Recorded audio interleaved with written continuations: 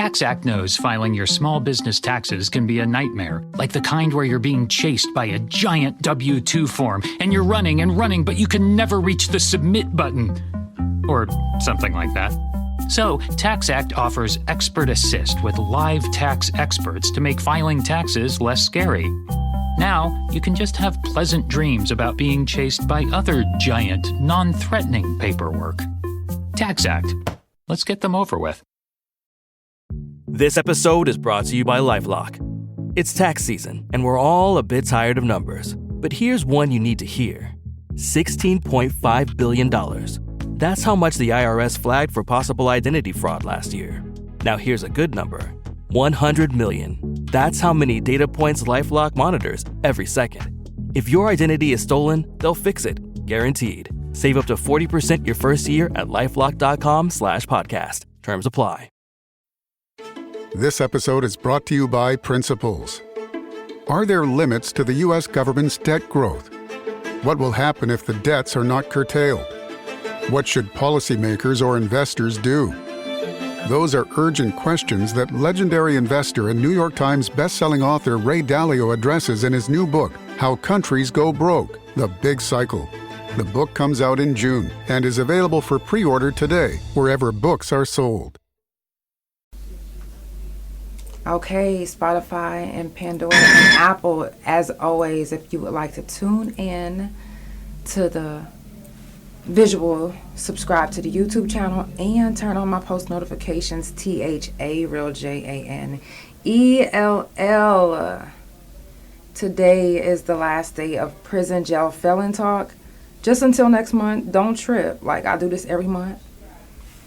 So if you like, wait a minute now, this ain't it. We ain't over. We not. I'm childish. First of all, shout out to my girl Kesia Lewis. It is Autism Awareness Month, and she has hoodies dedicated to autism awareness. No love. If you see this is on the pocket, in the little pocket right there, and then you see the little, everything is right. So tap in with your girl Kesia Lewis on Facebook. You can type in No Love Brand. If you're looking for the autism awareness hoodies, she still has some on deck. They are going pretty fast. It has amazing quality. You know, look at this. It's real thick. It's not that cheap stuff. You feel me? It's not like you about to wash this and it's gonna come off. Very, very good material. So again, it's Autism Awareness Month, and I am representing today with the No Love hoodie autism awareness version. Again, make sure that y'all tap in. What's up, TG to Dawn? Y'all, wherever you watch it, make sure that you tap in with TG to Dawn on all social media. That's DADON at the end, okay? TG to Dawn, not the or the, okay? So, again, No Love, make sure that you tap in with my girl Kesia Lewis. And shout out to everybody that is tuned in, all my couch potatoes that's tuned in everywhere and listening. Shout out to all my survivors. You know, anybody that has kids or a family member that's autistic. I know it's not easy. I know it's not easy to deal with. Not saying that they're a burden or anything. Oh, wow, you said that's your cousin? I'm not saying that. I'm just saying that, you know,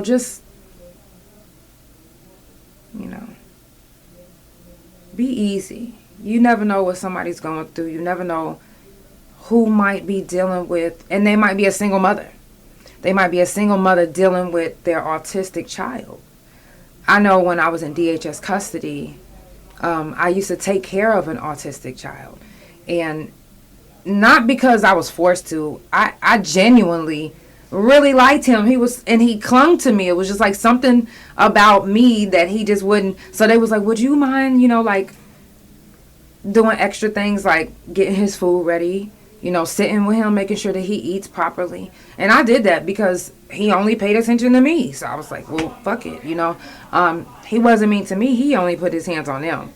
mind you, we was in DHS custody, and it didn't matter if you was autistic, didn't matter what you was, regular, degular, it doesn't matter. You know, they was going to punish you, and they punished him a lot. So, you know, I always had a soft heart for him, and I didn't really understand the magnitude of being autistic until I got older. And I was just like, wow, you know, I see why now, you know, that he clung to me and how that we had a good relationship, and, you know, that I was able to help him and get through to him, you know, versus other people getting through to him, because it was something about my melanin and my energy that literally wanted him to, I don't know, he just wanted to cling to me. So that's all I'm just trying to say. But anyway, so, you know, if you know anybody in your family that's autistic, if you, you know, even if you dated anybody autistic, I don't know if you guys, you know, believe that. You said I did the same. I used to work at a group home a few years ago. Oh, wow. I want to give a moment of silence, though, before we even get started. I know sometimes I wait to the very end, and then sometimes I forget. Let's go ahead and get it started before we even jump into anything. Let's do a moment of silence, because there's somebody that didn't make it today that either you know or that I know, or maybe none of us know them. But a life being lost, if it doesn't affect you, then I don't know what type of person you are. But I don't have to know you. When I'm reading the news and I see a life has been lost, I'm in tears. Like, no. So let's give a moment of silence. If you have anything that's on, just quiet it for a second.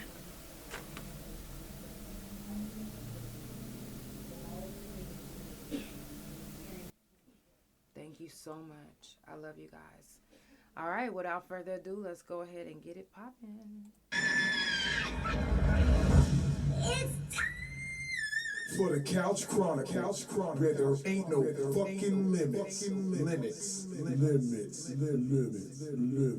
Monday, Tuesday, Thursday, Friday from 8 Central Time. You don't never want to miss a couch. And now we live every Wednesday at 9:30 a.m. Central Time. So that's the couch every day of the week. Let me make sure I follow you. Yeah, tune in. You don't want to miss this shit. It's the Couch Chronicles, where it ain't no what? I know you said it. Period. Let me add you as a favorite.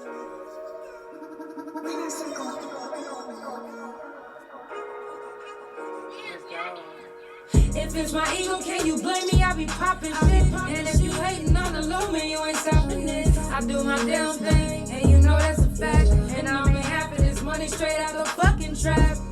And I've been giving it, controlling like a map. Some of my people change, but I'm okay with that. And I forgive, but they don't need to run it back. You make your bed, now lay it down, go take a nap. Hold up, I hope you didn't think that I believe you. You made your choice, but ain't no need to go back. No, if I cut you up, I leave you no slack. And please don't test my gangsta, but I'll fuck around and go back, you know that. But back to this money, back to this change. Straight to the highway, hustling, pushing them things. I'm never stopping, gotta at them band, Why the fuck would I? I need my ends. I mean, I do though. I need my motherfucking ends. Oh, I'm tripping. I think it's you. Oh, it's me. Oh, well. If it's my ego, can you blame me? I be popping shit. And if you hating on the low, man, you ain't stopping this. I do my damn thing, and you know that's a fact. And I ain't happy this money straight out the fucking trap. And I be giving it, controlling like a map. Some of my people change, but I'm okay with that. And I forgive, but they don't need to run it back. You make your bed, now lay it down, but take a nap. You said, who do I be doing music with?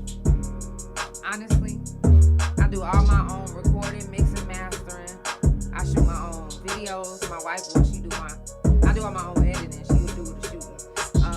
We do photography. I'm ordained. I can marry you. Like, I literally do everything. Like, my business, my podcast is my business. That's how I make my money. And under my business, I do literally everything. I'm talking about photography, video work, like, you name it. I actually started my music in Detroit, and if some people know me in Detroit, some people, they hear my voice and they know exactly what song I'm talking about, because everybody that I did music with in Detroit is now famous. So I'm just saying, Hard to Kill, Need Me. I did a lot of music. If you listen to Sada Baby's radio, then you probably heard me come up on the radio too and didn't even realize it. You probably, when you hear it, you're going to be like, oh shit, that's her? That's me. Thank you so much. But, you know, I do music with whoever. My name is Janelle, Janell. You can check out my YouTube channel, THA. That's Negro spelling. No, not THA, then Negro spelling. No, it's THA. Real, Janell. That's my main account on everything. And if you're looking for my music on like Apple, you just type in Janelle, and you could type in like Shrooms, Time, Elevate. You know, just these are some of my titles of my album and my songs. So you could type in that and then follow me from there. So today is the last day of prison jail felon talk. I'm not saying it's the last day forever, but it's the last day until next month. So I don't know if you guys tuned in yesterday and you guys got to hear McDarrell. I don't know if you guys tuned in yesterday and you guys seen the episode, but if you didn't get a chance, I will be having my guest coming back next month because his story isn't a one-day story. And if I would have seen his text earlier enough, he actually would have been coming on tonight. But tonight I'm going to tell you guys a little bit about my story because, you know, it's prison jail felon talk. And I have some new couch potatoes that's new to the couch. This is their first time seeing the couch. And I have some that has never heard my story. So the reason why I do prison jail felon talk is because I did 9 years in prison myself. I went in when I was 17 and I've been out about 9 years actually. So that's where I met my beautiful wife and almost all my friends and my new family that I had to make, which I'm not complaining. I love my family that I've made. I've pieced it from my prison family, from my music family, to, you know what I'm saying, my couch potatoes. I have my own family that I have built, okay, because my family disowned me, which that's a whole nother story. We're not getting into that tonight. We can do that another night. But before I went to prison, I actually was in DHS custody. If you guys don't know what that is, that's like the state took me away from my family. Growing up, I used to run away a lot. You know, I was in and out of juvenile not because I was just like fighting regular people, but I was fighting my father. Like fist fighting. I'm talking about like, he used to knock me the fuck out. I'm talking about, the first time he ever beat me with something, I went straight to DHS the next day. But it would be times where I would find myself running away because I couldn't deal with the bullshit at home. And, you know, if I got home and my dad and I was into it, a lot of times he'll call the police on me. So that's why I had a juvenile history, because the first time I did I was crying out for help. You know, I went to Walmart and I stole some batteries. I had the money. I literally was walking out the door with them in my hand. And, you know, I was young. I was 14 at the time. And I just was like, you know, I wanted help. I wanted to get help, but I didn't know how to ask for it. I was young. And I just didn't like the way things was happening at home. So I was like, well, maybe they could take me to jail so I can get a break from home. I know that sounds crazy, but I was young. So it didn't happen like that. I just caught a case. And from there, I got introduced to a lady that actually changed my life. She actually changed the course of my life. She was my juvenile, my probation officer.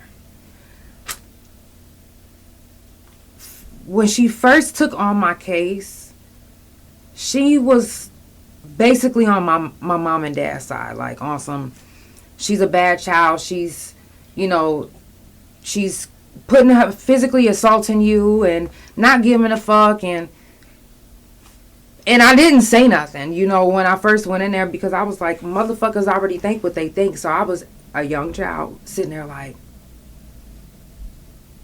So in her eyes, I'm looking like, yeah, I did that, and what, bitch? But it wasn't even that. It was the fact that they're the adults. This is what they're telling you. You're going to believe them off the rip until you get to know me yourself. And at this point, I don't even want to know your white ass. That's what I was thinking in my head. I'm just telling y'all, that's what I was thinking. But I was just like, I don't even want to know your white ass.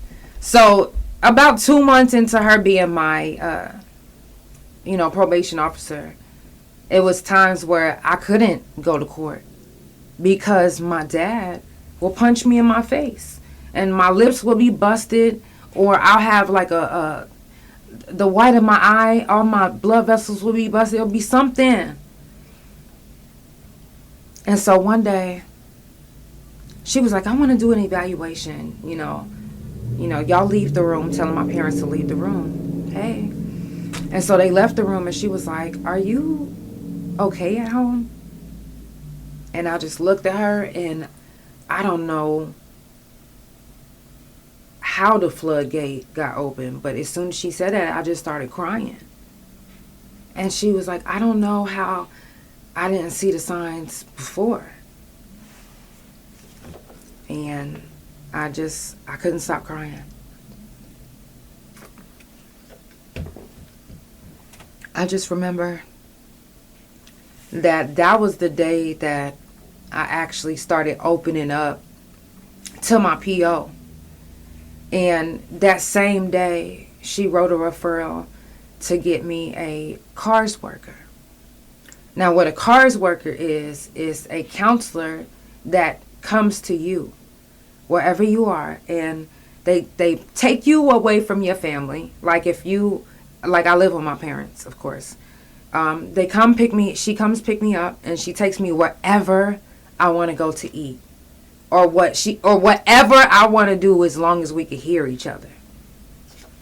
So I used to always, pick the most expensive places and order the most expensive, just to see, because this is a white lady. I'm trying to see if I can trust this lady. I'm trying to see how far I can push her before she like, you know what, fuck it, I don't want to deal with you.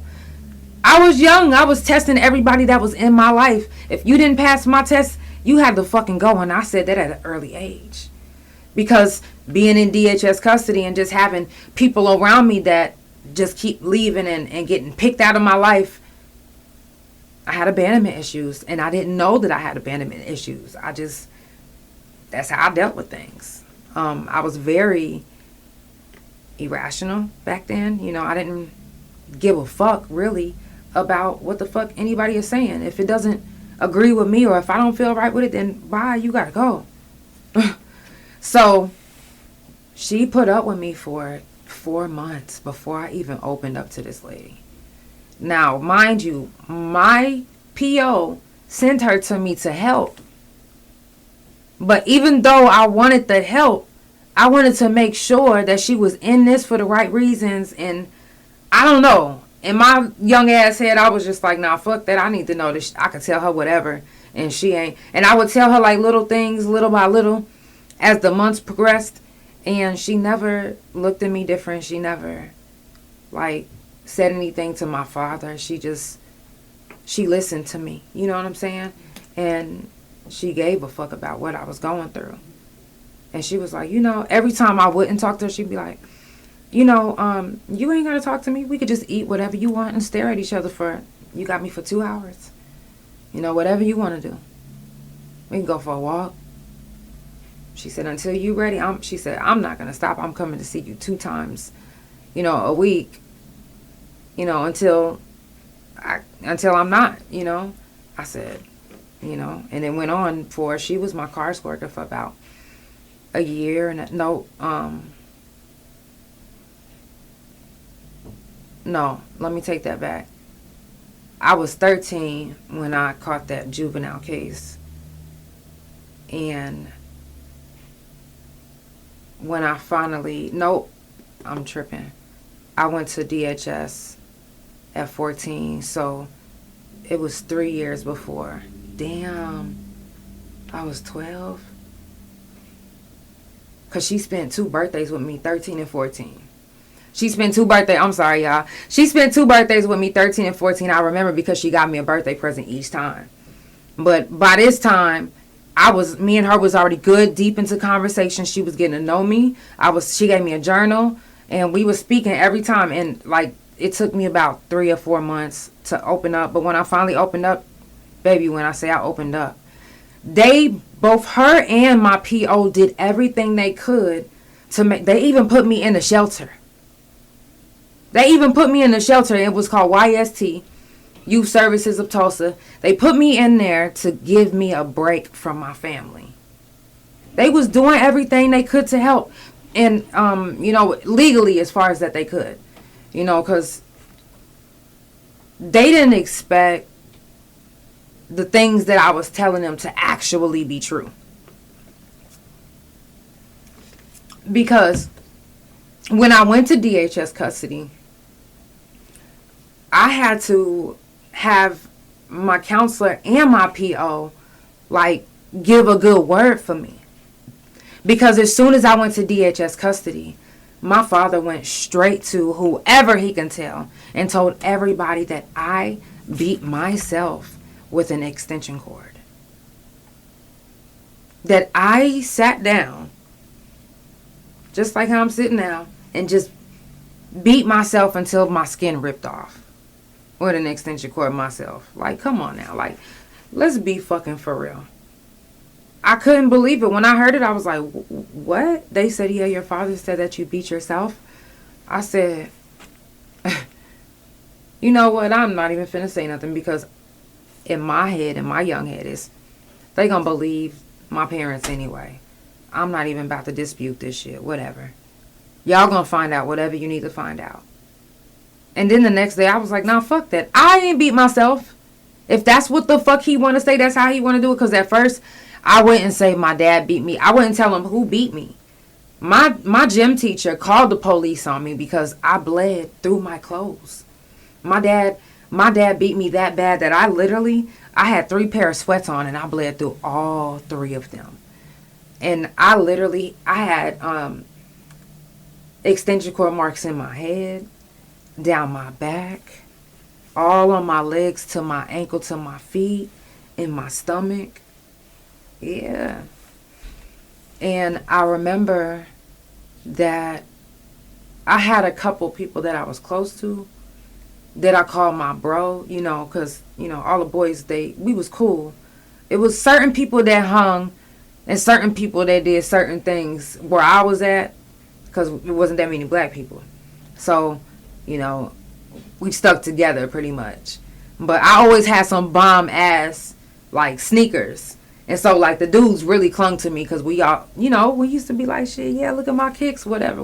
Anyways, I told my bro, I said, bro, I'm going to need to talk to you. And he was like, what's going on? I said, I need some of your sweats. I had 2 pair of sweats when I went to the school. He gave me the 3rd pair. And he was like, hell no, I'm not finna. Why? What you need them for? You trying to be a boy today? Trying to be funny because he seen me as a stud before. I said, no, bro, this is serious. He was like, what you mean? I said, this is. I said, bro, I don't even. And I just started crying. And he was like, nah, come here. We going to the bathroom. What the fuck is going on? I said, bro.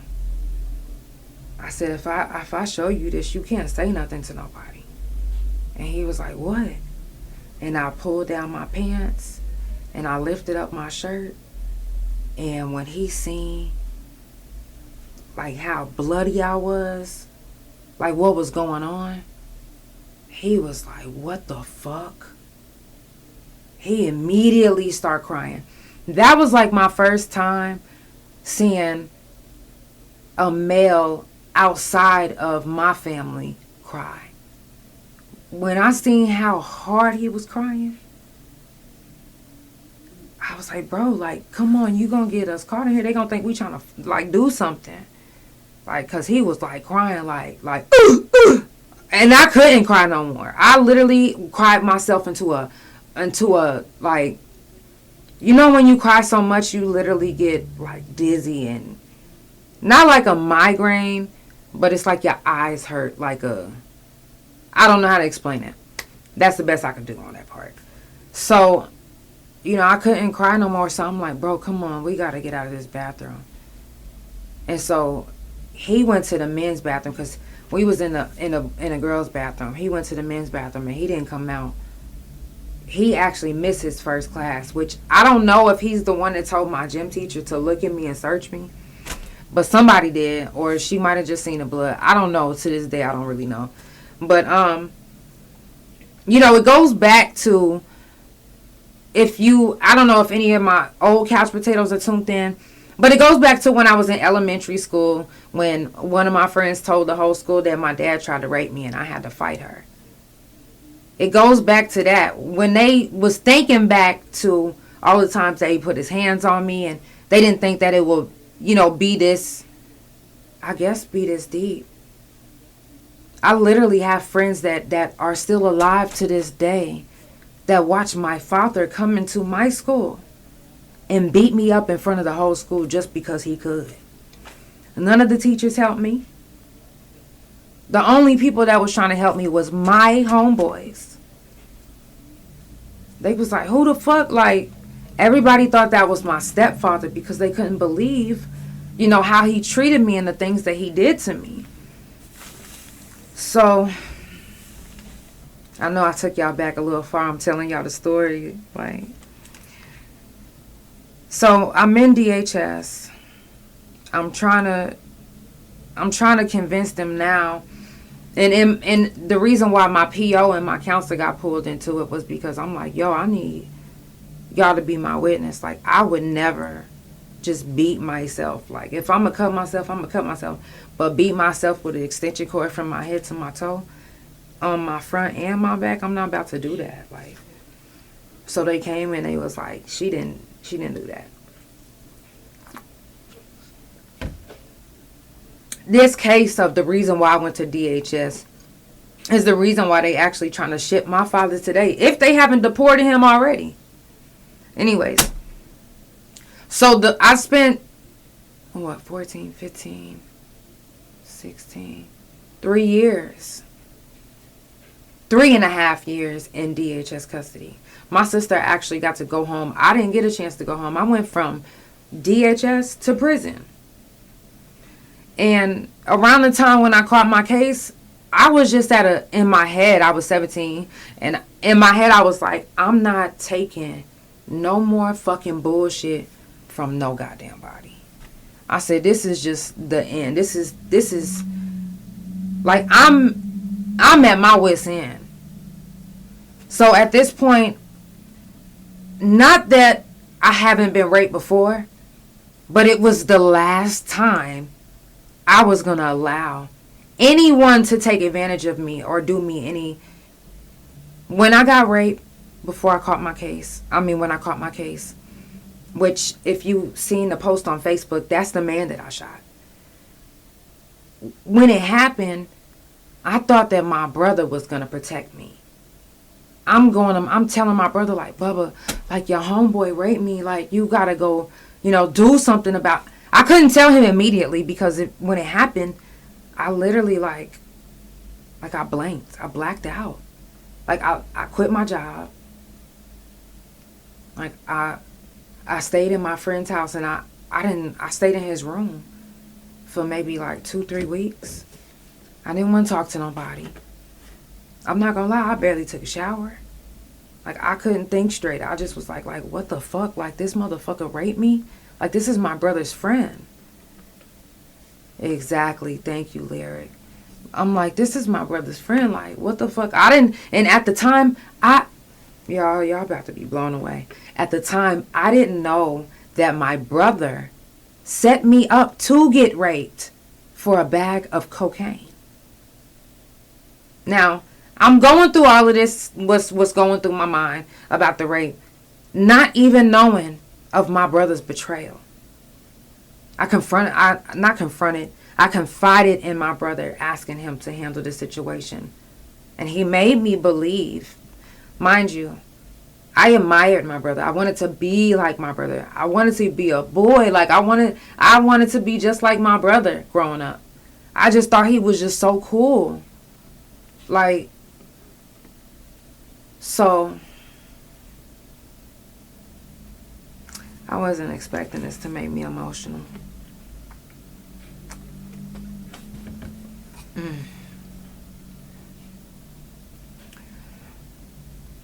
So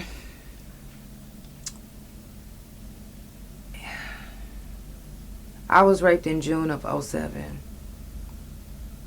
In September of 2007 is when I actually found the guy that raped me.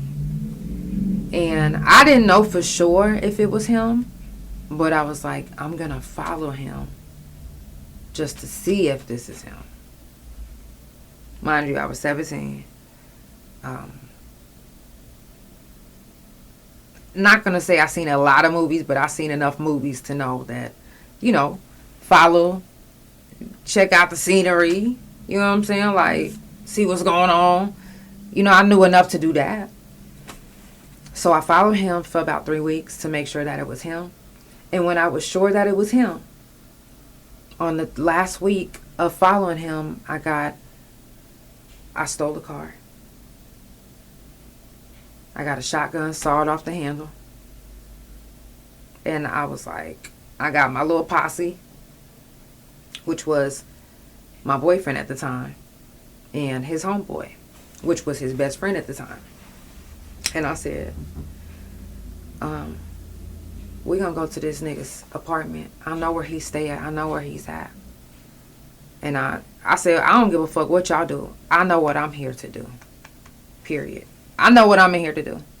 Whatever y'all do, it's up to y'all. But what I'm here to do is get payback for what was taken from me. Mind you, at this time, I still didn't know that my brother had set me up for a bag of cocaine. Until this night that I went to go shoot this man. So I'm coming from the north side to the south side. I finally make it to the south side. I don't even remember if we had any music playing. I don't even remember if I even spoke while I drove to the south side.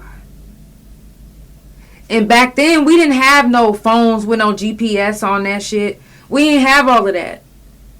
And if we did, I wasn't using no shit like that. I was just driving by memory.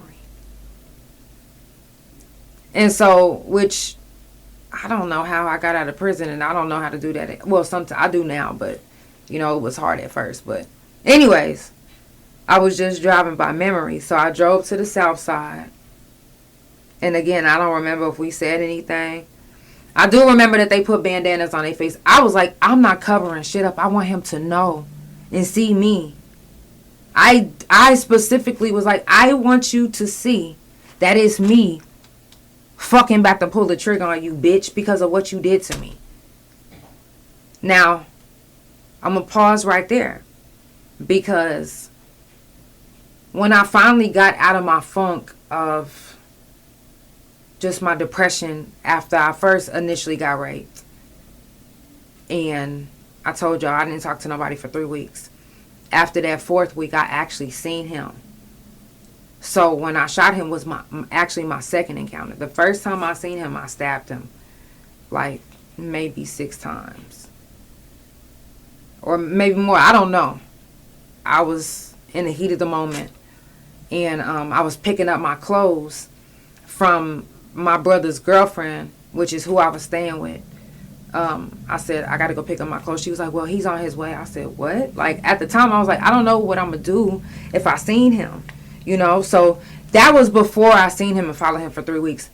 After that situation and he got taken to the hospital after I stabbed him, I didn't see him after that until the time I seen him in the store, and my body was like, that's him. Okay, so boom. Now let's fast forward to me driving from the north side to the south side. When I finally made it there, I was circling around the apartments. I said, you know what? I said, that's the apartment right there. But I said, fuck it. I'm about to pop the trunk, put the sawed off in the trunk. Let's just head home. before I even got to do anything, pop in any type of trunk, I just so happened to look back up at the apartment, and I seen my brother drinking a can of beer, in my mind, with the enemy. I was like, what the fuck? I said, hold on. I know I'm not tripping. Now, I can't ask them because they don't even know what he looked like. So I immediately call his girlfriend. Ring, ring, ring. I'm like, Ashley, call Jamel right now on three-way. But don't even say I'm on the phone. Just ask him where he's at. She called him on three-way. I hear the phone ring. He finally answered. He like, hello. Like an idiot motherfucker. Anyways, so he answered the phone. And she's like, hey, babe, where you at? He's like, I'm on the highway. This is how I know he was lying. I'm watching this motherfucker talk to her. He actually was in the apartment. He stepped out onto the balcony to talk to her, giving me an even clearer view of his bitch ass. Okay? So he telling her, yeah, I just seen this. He said, I'm on the highway. I just seen this car full of niggas with bandanas on. He's talking about me. But I didn't have no band. He couldn't have seen me because, mind you, it was dark. But he seen them for sure. They had on white bandanas. I know he seen them for sure because what he said was accurate. He did see a car full of niggas with bandanas on. But not as many as he was thinking. And he couldn't see who was driving and what they had on. But he for sure, the way I was driving, he for sure seen them. Because when I realized that was him, I was like, what the fuck? Like, are you kidding me? My fucking brother? And so she was like, okay, well, how far are you? He was like, okay, I'm exiting the highway right now. I'm like about 5-6 minutes away from you. So they hung up.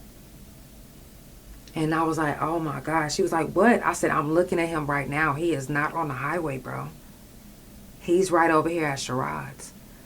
And that's when she was like, he got a bag of Coke for, what he did to you. I said, huh? She said he got a bag of Coke for that. And she said, I don't know if it was to silence him or or if it was, just an exchange. To me, you sold me out for a bag of Coke. Period. To me, that's what that was. You sold me to your homeboy for a whole bag of Coke that you could snort. You did that. You got me into this situation. Because your coward ass, your bitch assness, I thought that my brother was something that he wasn't. I thought he was like my knight in shining armor, the person that was going to save me. You know what I'm saying? This is my big brother. Like, I done seen movies about, big brothers beating the fuck out of people for fucking with their little sisters. And this man raped me, he going to do worse. No.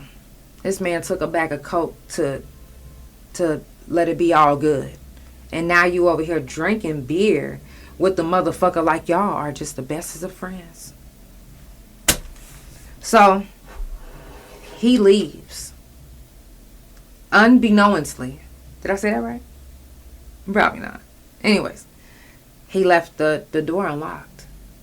Now, like a nigga, he probably was like, hey, you want me to lock this door? And old boy probably was like, no, leave it open because old girl on her way. You never know. Or old girl about to leave. Whatever the case is, the door was unlocked. Okay? So after I seen my brother drive off, it's so much rage inside of me at this point. Like, my brother for cocaine. You didn't handle this man raping me, violating me, taking advantage of your little sister, your baby sister. But you treating it as if you guys are just... I was so hurt.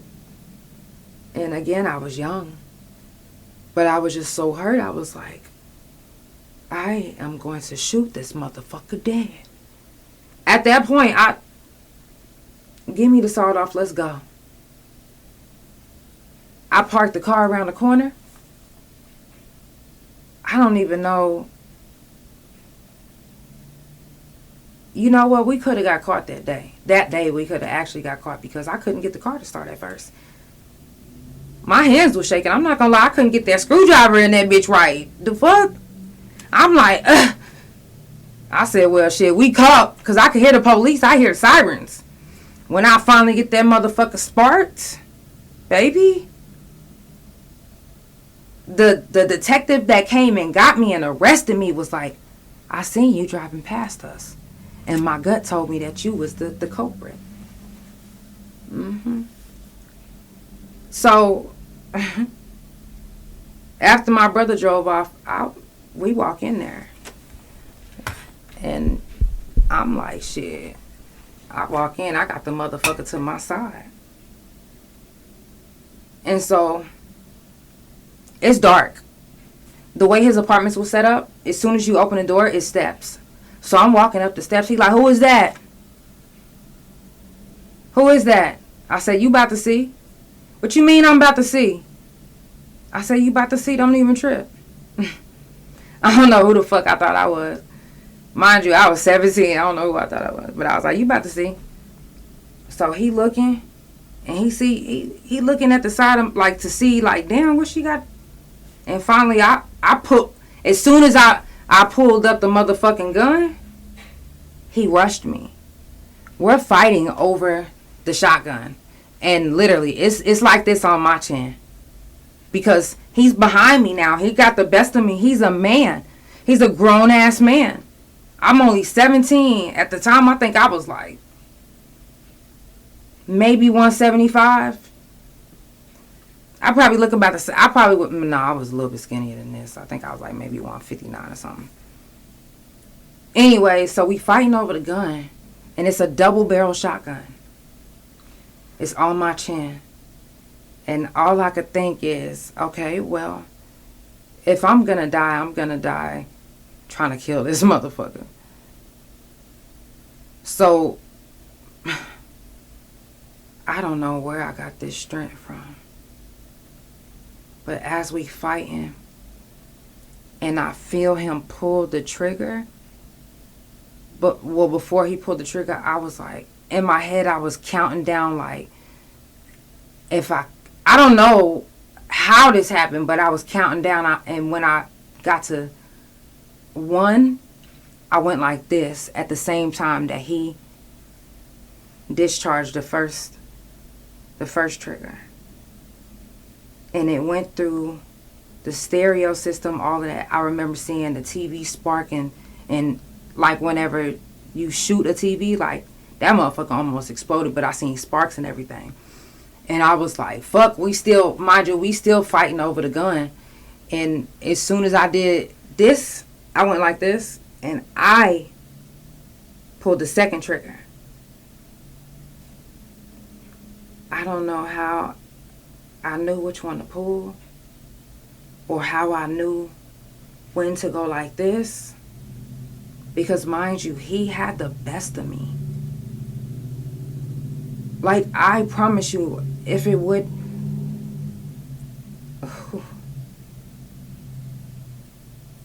one wrong move and it would have been me. Dead ass. Everything happens the way it's supposed to happen, though. When I finally moved my head like this and I discharged the trigger, I didn't even know if I hit him or not. Until I turned around. And when I turned around, I was just like, oh shit. Like, I'm trying to grab the gun and get the fuck on because I see his face is opened. Like, this part is gone. This part was like a fucking scary movie. And I was like this close to it, and I just was like, oh my fucking God. Like, I'm not gonna lie. When I seen his face, I said, what the fuck did I just do? But it was such a quick thought. I remember running down the steps with the sawed off, and I passed it to my co-defendant because his adrenaline was so high from being off cocaine that this hole in his face didn't really do much. That cocaine was a hell of a drug. I'm not kidding. That's why I despise coke. He chased us down the stairs, and my co-defendant fell. Mind you, I passed him the shotgun. He fell with the shotgun in his hand. Sherrod is holding onto his legs, trying not to let go of him. He's trying to keep at least one of us there. He can't catch me. I'm the gingerbread man. I'm gone already. So I remember seeing my co-defendant take that gun and just, oops, sorry. He took that gun and he was hitting, and he was hitting him directly in the hole. I don't know if he started getting the feeling of it or he finally let go. And we ran to the car, and I couldn't get it started at first. And I was like, nigga, we caught. Like, and whenever I thought that we was caught, it started. And right whenever I was pulling out, the police was pulling in.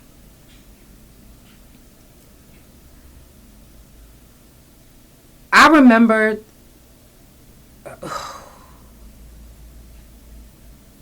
just the whole, like, again, I don't remember playing any music. I'm trying to think right now.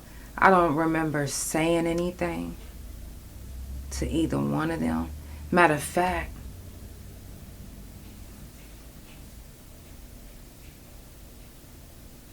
thank you so much. Let me screenshot that. Thank you. I was just like, okay, when my co-defendant fell to the ground and he was hitting him in the face with the hole, his best friend was gone. Now, let me tell you this. I do remember now. I didn't want to leave because I was like this nigga ran somewhere. Like, he's scared. We can't just leave him out south. Like, what? I didn't know. I'm telling you, I didn't know that he would be the one to tell the police where we would be at the next day. So, and his name was Mark from Tulsa. Yeah. I didn't know that he was going to be there the next day. I didn't know anything, honestly. My mind was everywhere. I remember that night taking a shower, and I was like, what? Like, what the fuck is that? I'm going like this in my hair. And I look down, and I see pieces of his tongue, pieces of his nose, pieces of his lip, flesh, teeth coming out of my hair. I was like, what the fuck? What the fuck? Like, what the fuck? What the fuck is about to happen? What the fuck am I about to do? Like, should I leave my co-defendant here? Should I go? Like, I didn't never think anybody was going to snitch on me. I wasn't thinking nothing like that at all. I wasn't. I remember turning on the TV and watching the news because I was like, I got to see did he die? Like, did he survive? Like, what's happening? Do they know who it was? Do they got footage? Did they, like, what is it? On the news, they said that he died purposely to try to draw us out or try to protect him because he was going to turn state. But he wrote on a piece of paper, I work at Pepsi, Jermel's little sister shot me. Yep. I'll never forget that. I remember they showed the clip on the news and they showed what his writing said with the blood on the But they don't look they don't look at my case and they don't see, oh, well, he raped her and she went back and, no. All they see is this young lady shot this man in the face. Things are, and not that anything was missing, but because they wanted the case to be so juicy, they literally put grand larceny, first degree burglary, and armed robbery on me. They try to make it like I went and just ransacked this nigga's house. Like I stole a bunch of shit. What? They even allowed his baby mom to testify against me, and she wasn't even there. How does that make sense? My whole case was fucked. And then after the fact that they found out that he raped me, and, you know, it was other girls they were scared to testify, but they, you know, some people sent anonymous letters to the DA like, he's raped girls before, so, you know, if that's what she's saying, then it's true. But they didn't take that into account because didn't nobody come, you know, be a witness. Didn't nobody come testify on my behalf. People came and testified against me. Like I was the enemy of the motherfucking state. They had it all over the news. Matter of fact, I'm talking about I was one something. They said I was pregnant. Pregnant woman shoots man. I'm like, what the fuck? They had all type of bullshit ass shit that they were saying. Dragging me. Now, before they had Just Busted and all that shit on Facebook, they actually had a newspaper dedicated to motherfuckers that have been arrested or is in the news. And it wasn't, oh, well, they was talking shit about you. You hear me? I'm talking about a motherfucking newspaper full of talking shit about they didn't give a fuck.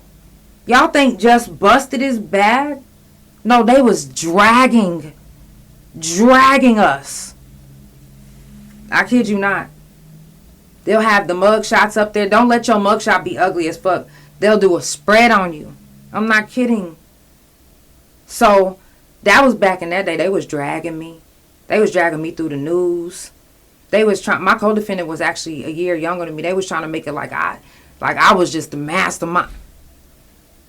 Which, I guess if you look at it, I was the mastermind. But it wasn't the type of mastermind that they thinking. I was doing this for myself. And I said, I mean, if y'all coming along, y'all can take whatever y'all need. I don't give a fuck. Because I know what I'm in here for. I know what I'm in here to do. Handle my business. The fuck? Because ain't nobody handling it for me.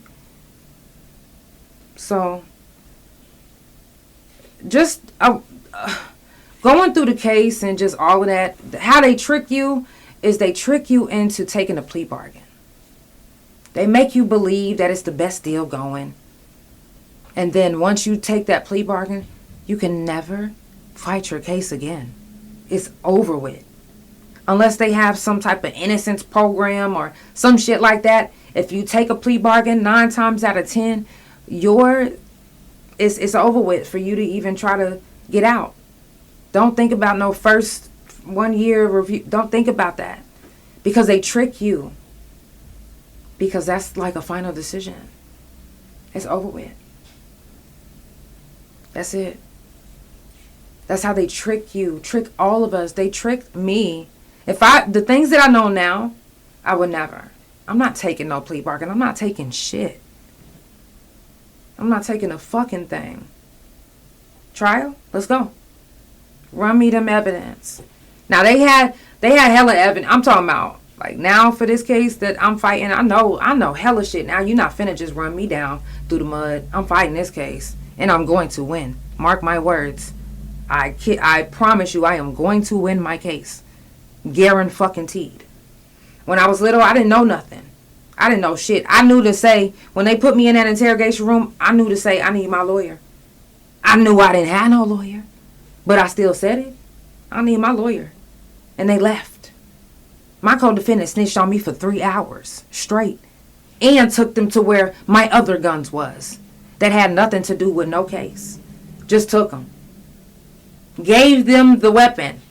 They would have never knew where the weapon was if he would have never had them drive him to the place where the weapons was.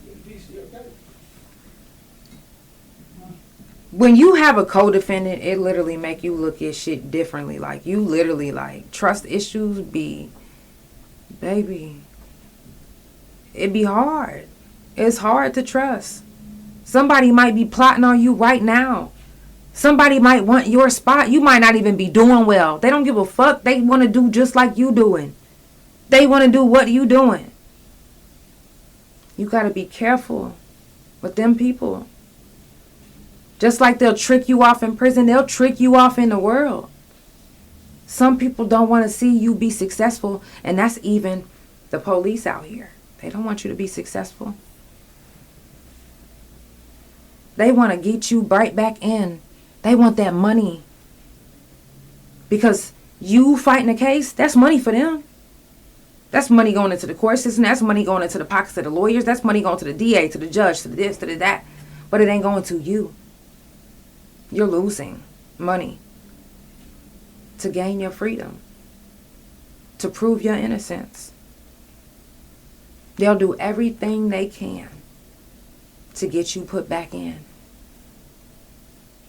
It doesn't matter how good and straight and narrow you walk in. Trouble always tries to find you. And trouble always wants to do you dirty. All my felons, all my, everybody that's watching that can see from prison, you know what I'm saying, that's out here, that left prison. Remember, it doesn't matter if you're doing, the right thing. The police will fuck with you if they want to fuck with you. But what I want to encourage you to do is, even if you being judged by your past, don't change who you are elevating yourself to be. Don't change the new version of you because somebody's trying to bring the old version of you back out. Don't change the new version of you because of that. Because that's a test. That's a test. You want to test your endurance? Test it. That's your test, baby. And pass it with flying colors. Yeah, y'all might have me fighting a case right now, but you not breaking me. You not stopping nothing. I'm still going to shine. And I'm still going to prevail. And you are too. I love you guys. Don't give up. Don't get discouraged. And know that you have a safe space right here on the couch to tell your story anytime. I do prison, jail, felon talk every month. I do fuck fentanyl, mental health talk, surgeries, menopause, and more. Stop the gun violence, you name it. I'm talking about it. Swept under, I'm talking about it. Let's talk about it. The fuck? I definitely appreciate all you guys for tuning in. It's Friday. If you're going out, please be safe. I don't know how many times I have to say this, but I'm going to say it every Friday. If you're in the Oklahoma City area and you are going out to party and you are too drunk to drive, first, ask one of your sober friends to drive your car to take you home. If that doesn't work, then you call my hotline, 404-666-5906. And me and my wife will come get you and take you to your house. But please do not get behind that wheel and drive. Please. Doesn't matter if you think that you're so close that it's just right around the corner. Right around the corner can be the death of somebody because they're trying to cross the street at night with no reflectors and you didn't see them. Be careful out there. That's the Couch Chronicles, where it ain't no fucking limits. I love you guys, and I will see you Monday. Period.